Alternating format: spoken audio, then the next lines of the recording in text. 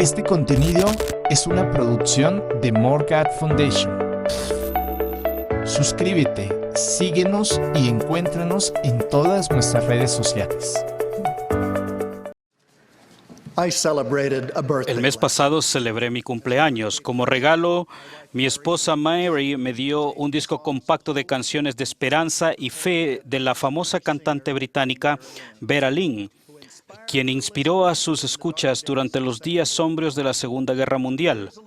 Un pequeño antecedente histórico explica por qué mi esposa me daría algo así. El bombardeo de Londres en septiembre de 1940 empezó un día antes de que yo naciera. Mi madre, que escuchaba los sucesos por la radio en la habitación del hospital, decidió ponerme el nombre del anunciador, que se llamaba Quentin.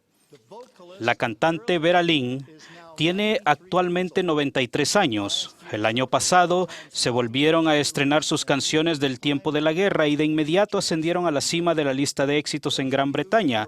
Algunos que sean ya mayores recordarán canciones como Los blancos acantilados de Dover. Me impresionó uno que se titulaba Cuando se vuelvan a encender las luces por todo el mundo. Me hacía recordar dos cosas. Primero, las palabras proféticas de un estadista británico: se apagan las luces por toda Europa, no las volveremos a ver encendidas en nuestra vida.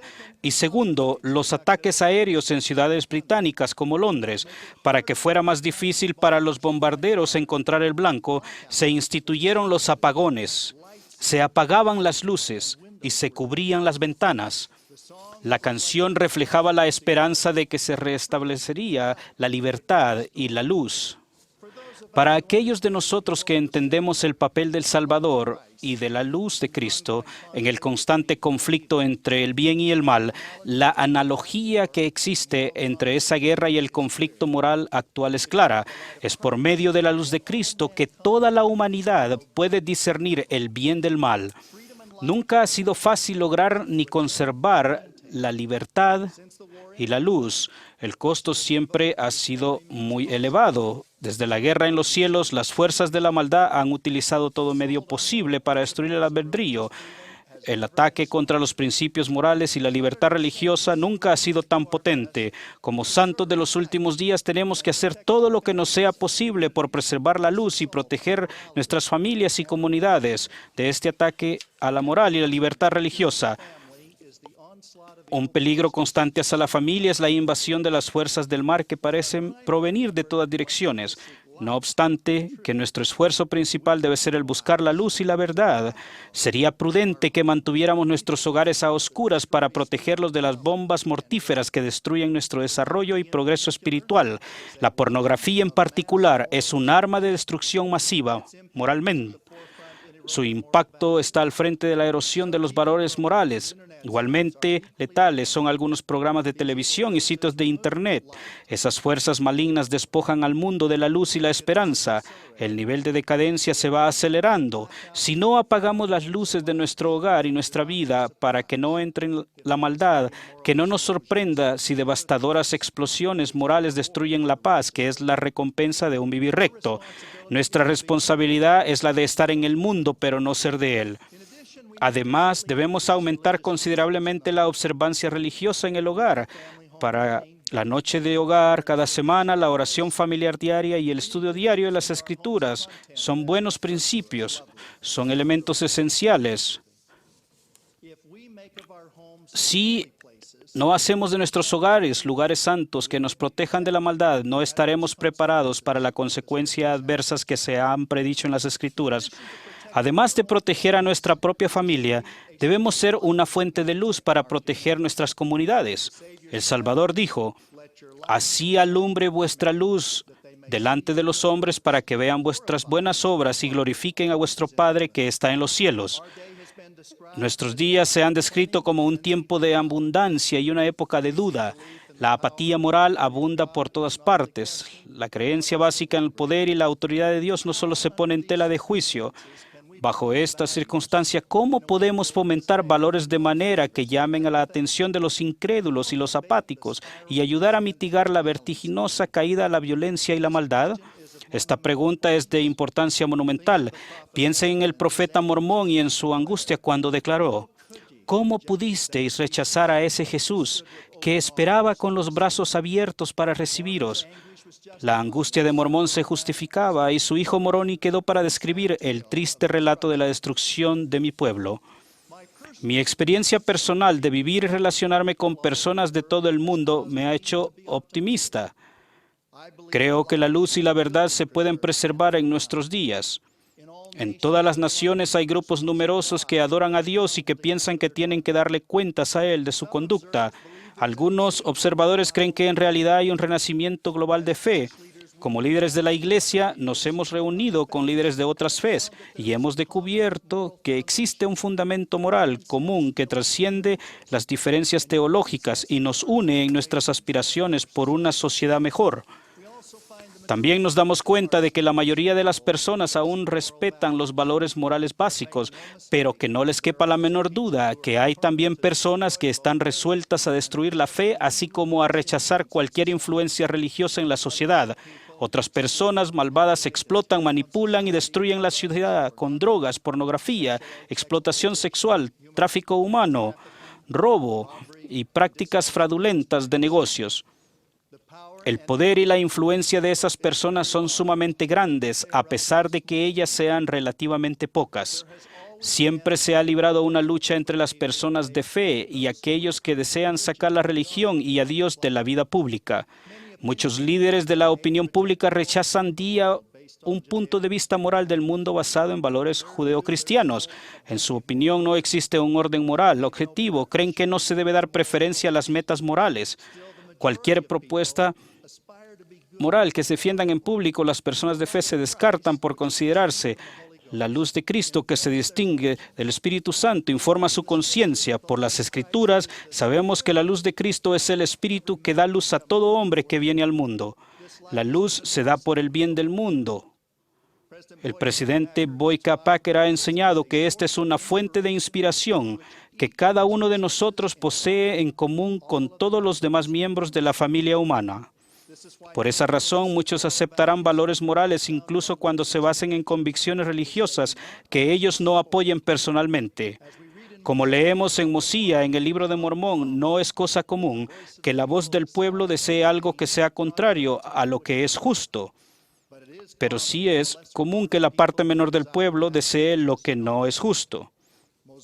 Mosiah después advierte que si llega la ocasión en que la voz del pueblo escoge la iniquidad, entonces es cuando los juicios de Dios descenderán. En nuestro mundo cada vez más inicuo es esencial que los valores basados en las creencias religiosas formen parte de las disertaciones públicas. A las posturas morales basadas en la conciencia religiosa se les debe dar igual acceso en el debate público. Bajo la Constitución de muchos países no hay preferencia, pero ninguna de ellas puede ser apartada. La fe religiosa es una fuente de luz, conocimiento y sabiduría y beneficia a la sociedad de manera asombrosa cuando los seguidores participan en conducta moral porque consideran que tienen que rendir cuentas a Dios. 2 puntos religiosos son los siguientes. El artículo de fe número 13 comienza: creemos en ser honrados. La honradez es un principio que se basa en la creencia religiosa y una de las leyes básicas de Dios. Hace muchos años, cuando ejercía derecho en California, un amigo y cliente que no era de nuestra fe fue a verme y con gran entusiasmo me mostró una carta que había recibido de un obispo de uno de los barrios vecinos. La carta explicaba que el obispo estaba ayudando a un miembro de la iglesia que estaba pasando por el proceso de un arrepentimiento y este ex empleado había tomado materiales como excusa que eran extras. Después de convertirse a miembros de la iglesia, este empleado había reconocido que lo que había hecho era deshonesto. En la carta había juntado una suma de dinero para cubrir no solo el costo de los materiales, sino los intereses. Mi cliente se quedó impresionado de que la iglesia, mediante un clero laico, ayudara a ese hombre a fin de que se reconciliara con Dios. Piensen en la luz y la verdad que el valor compartido de la honradez tiene en el mundo judeocristiano. Piensen en el impacto que tendría en la sociedad si los jóvenes no hicieran trampa en la escuela, si los adultos fueran honrados en el trabajo y fueran fieles a sus cónyuges y a sus votos matrimoniales. Para nosotros, el concepto básico de la honradez se basa en la vida y las enseñanzas del Salvador.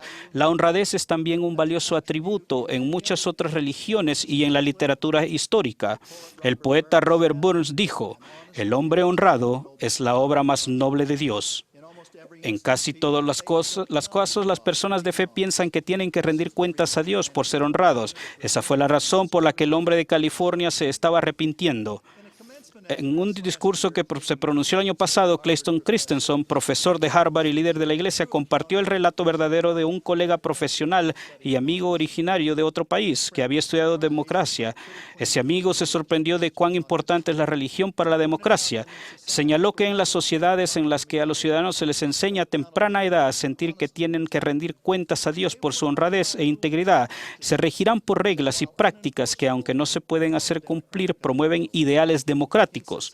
En las sociedades donde no es así, no puede haber suficientes policías para poner en vigor un comportamiento honrado.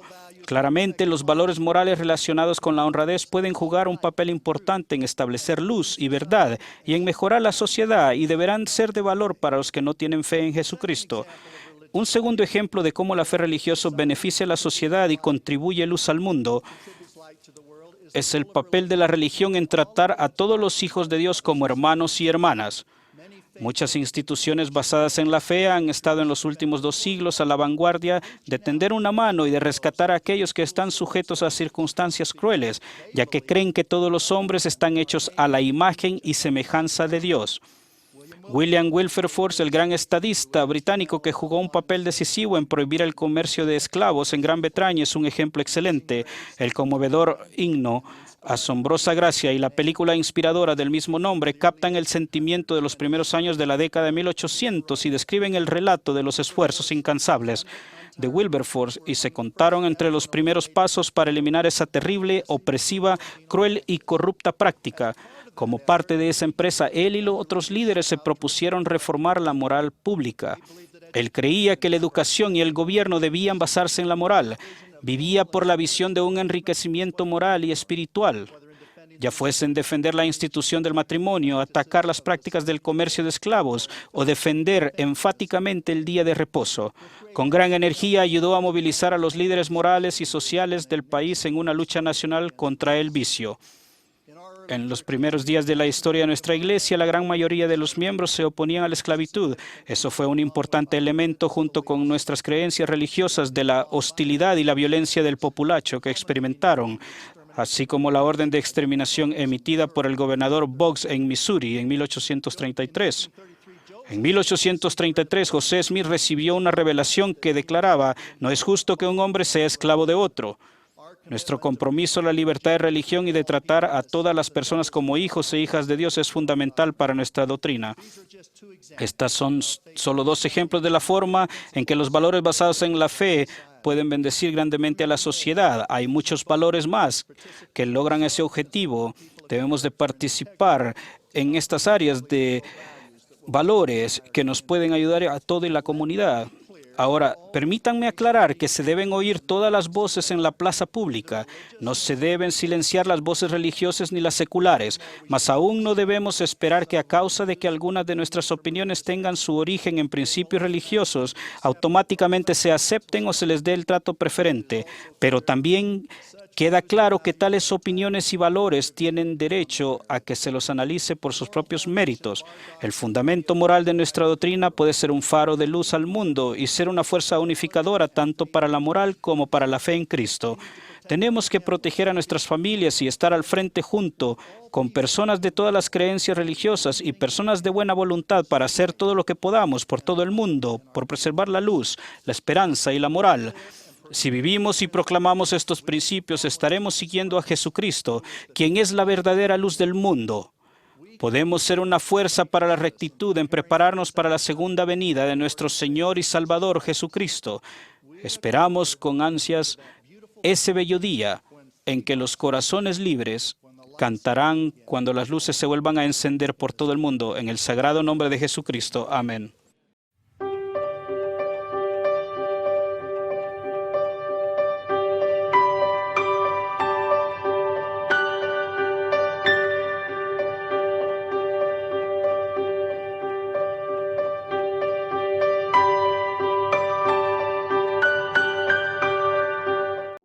Este contenido es una producción de More God Foundation. Suscríbete, síguenos y encuéntranos en todas nuestras redes sociales.